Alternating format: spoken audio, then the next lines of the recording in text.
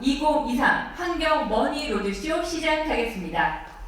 먼저 스페셜 강연이 기다리고 있는데요. 골드플레이션 저자인 조규원 작가님이 화폐가 몰락하고 금이 떠오르는 시대를 주제로 멋진 강연을 해주시겠습니다. 조규원 작가님을 큰 박수로 맞아주시죠. 안녕하세요. 반갑습니다. 저는 골드플레이션의 저자이자 오늘 스페셜 강연을 맡게 된 조규원 작가라고 하는데요. 오늘 화폐가 몰락하고 금이 떠오르는 시대라는 주제로 강연을 하게 될 텐데, 아마 이 강의를 듣고 나면 지금은 왜 금에 투자해야 되는지 정확히 알게 되실 거고, 그리고 무엇이 지금 가장 위험한 것인지에 대해서 정확하게 깨달으실 거라고 생각을 합니다. 네, 제가 어릴 적 이야기를 한번 해드리고 싶은데요. 저희 학교 앞에는 이러한 PC방이 있었습니다. 근데 이 당시의 PC방은 지금의 PC방과는 사뭇 다른 시스템을 가지고 있었는데요. 그게 어떤 시스템이었냐면, 이 당시에는 현금을 주고 게임 시간을 충전하고 현금을 주고 간식을 사 먹는 그런 시스템이었습니다. 근데 저희 학교 앞에 있었던 이 PC방은 지금의 PC방과 상당히 유사한 시스템을 가지고 있었습니다. 뭐 어떻게 보면 상당히 혁신적이라고도 볼 수 있는데요. 그런 게 어떤 시스템이었냐면, 이때의 이 PC방은 현금을 주고 이 PC방 안에서 사용할 수 있는 그 마일리지로 교환한 후에 그 마일리지로 뭐 게임도 하고 뭐 간식도 사 먹는 그런 시스템이었습니다. 근데 사실 이 시스템이 마일리지랑 현금이 똑같다면 그 누구도 뭐 마일리지를 많이 보유하려고 하지 않겠죠. 마일리지라는 게 뭐 이 PC방 안에서밖에도 못 쓰고, 그리고 만약에 이 PC방이 망한다면 아무 의미가 없어질 테니까요. 근데 이 당시에 PC방 사장님이 좀 똑똑하셨는지 이벤트라는 걸 하나 열어서, 이게 딱 설날에 맞춰서 만약에 이 이벤트 기간 동안 마일리지를 충전하면 무려 20%나 더 마일리지를 추가로 적립해 준다는 거였습니다. 그 당시에 저도 게임을 되게 좋아했고, 그 다음에 제 친구들이랑 PC방도 자주 갔었기 때문에 이때 마일리지를 최대한 많이 보유하면 그러면 나는 뭐 더 이득을 얻을 수 있겠구나라는 생각에 그때 받았던 세뱃돈 10만 원을 모두 마일리지로 바꿨었습니다. 대신 어머님의 등짝이 기다리고 있었지만요. 네. 근데 이것을 보면서 우리가 확실하게 알 수 있는 것은 상품권과 현금이 1대1로 맞짱을 뜬다 라고 하면은 무조건 현금이 이긴다는 걸 알 수가 있습니다. 하지만 그럼에도 불구하고 아직도 많은 사람들은 상품권을 사용하고 있죠. 그 이유는 제가 어릴 적 PC방의 그 예시와 마찬가지로 상품권이 어떠한 이점을 나에게 주기 때문에 우리는 상품권을 사용한다는 것입니다. 근데 이 상품권이 그 이점을 잃어버리거나 혹은 상품권을 보유한다는 것만으로 나한테 어떠한 위험이 될 때 사람들은 이 상품권을 다시 버리고 현금으로 돌아가게 됩니다. 그러면 우리가 알고 있는 이런 화폐들 과연 안전한 걸까요? 사실 화폐도 일종의 상품권과 같다고 볼 수 있습니다. 상품권도 기본적으로는 인플레이션으로 인한 화폐 하락이 기다리고 있습니다.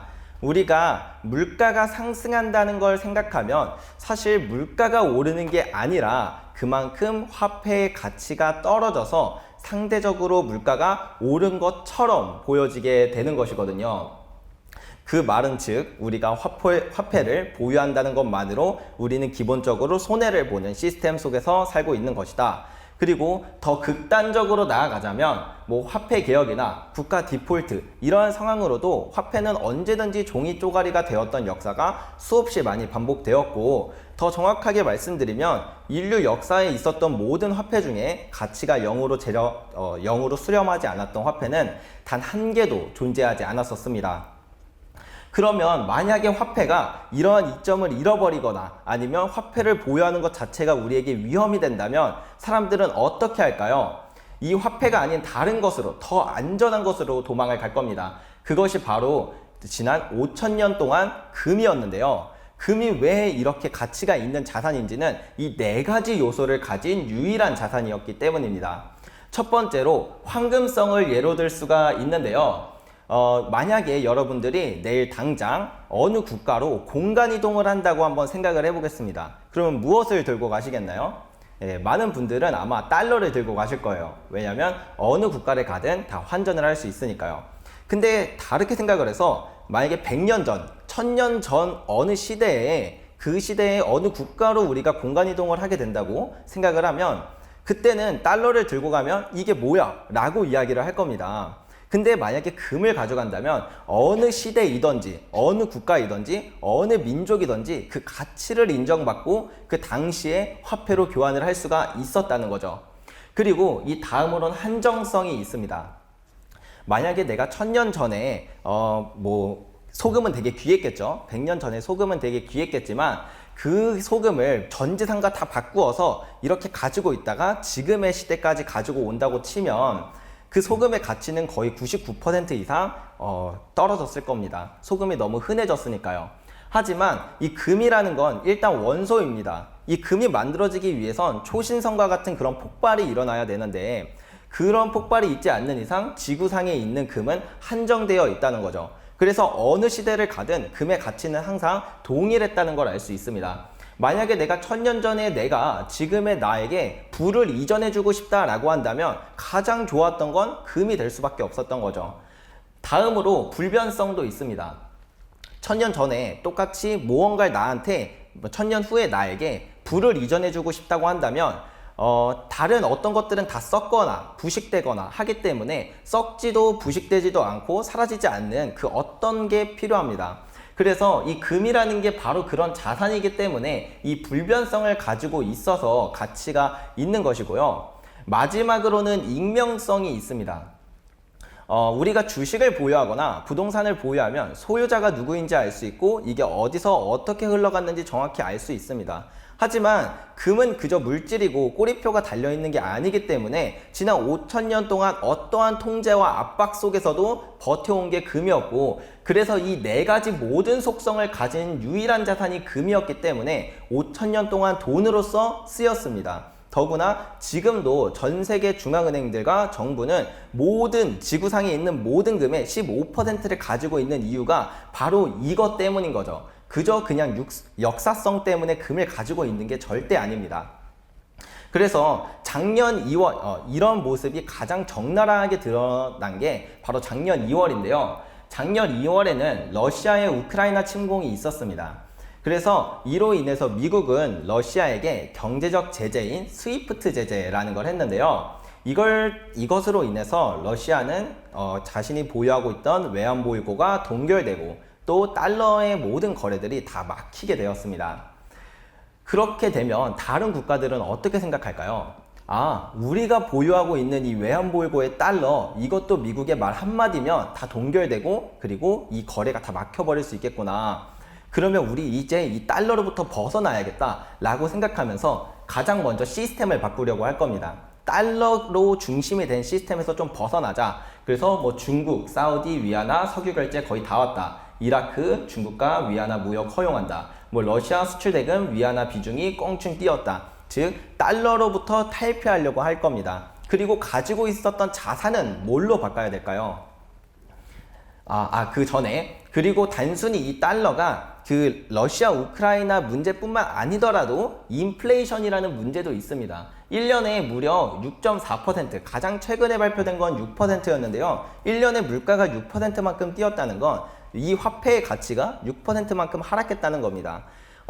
러시아에 그런 문제도 있겠지만 외환보유고로 담아놨던 그 안전자산이라고 생각했던 그 달러가 1년에 나한테 6%만큼이나 손실을 갖다 주네. 이건 어마어마한 리스크겠죠. 그러면 이 외환보유고에 있었던 달러를 뭐로 바꿔야 될까요? 당연하게 금입니다. 이거는 전 세계 중앙은행들의 금 매입량을 보여드리는 건데요.